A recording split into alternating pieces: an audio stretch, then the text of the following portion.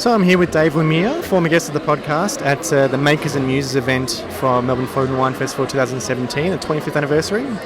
Dave, thank you for making a bit of time. Hope you're enjoying the event so far. Pleasure, James. Good to be here. And have you been involved with the Food and Wine Festival in previous years? Not for a little while, actually. Probably back in my negotiants days. So it's probably been 10 years for me, but great to be back. And previous events, have there been some highlights back in the earlier days? Yeah, I think over the years, there've been some really interesting things that have, just reflected what an international wine culture that we've got here in Victoria, and I've been involved with events that had Burgundy and local Australian Pinots and that sort of thing over the years, and yeah, so great to be back. Are you just here for the event today? Just here for the event today, yep. And as far as the Makers and Muses event, what does Makers and Muses mean to you? Well, I think it really showcases the connections and just how deep and wide those connections are within the wine industry, and how it's about at most 2 degrees of separation right across the industry, and where you have these, Brokenwood is a great example. Our senior winemaker at Shaw & Smith, Adam Wadowitz, was at Brokenwood for a time, and these sort of places, they're hubs of talent and innovation, and you see a lot of people come out of these wineries and go on to do really interesting things. How's the 2017 vintage been for Shaw & Smith and also for your own wines? Oh, we're pretty excited. Probably a couple of the early highlights would be the Tol Puddle Pinot from Tassie that's looking particularly good. Very small berries.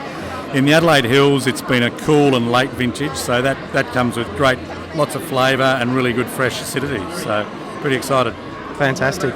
And as far as some of the other attendees, some of the other winemakers, wine producers here, is there someone that you have been really looking forward to catching up with and sort of reconnecting with the wines? I'm really keen to have a look at the Lutta wines, because I haven't got a lot of experience with those, and that's exciting. It's also to see Ben Haynes over here is really exciting, but it's a really cracking bunch of producers in this room, so I'm hoping to sneak off from the stand and do some tasting.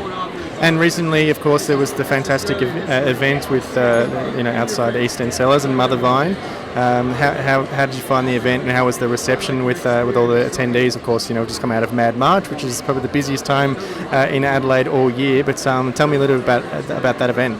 Oh, it was really good fun, and I think these events and the East End Wine Down's an example where it's not a wine tasting; it's more of a wine party. And I think people like Dan Sims and the crew at Bottle Shop have got a lot to be proud of in terms of the way that they've helped redefine the wine experience. So with Pinot Palooza and Game of Thrones and that sort of thing, and East End Wine Down is part of that same movement, and it's great. It just makes wine a lot more easy and fun and a good time for everyone. Yeah, and the more events like that, the better, I think. But thank you very much for speaking briefly, and I hope you enjoy the rest of the event. Pleasure, James. You too. Cheers.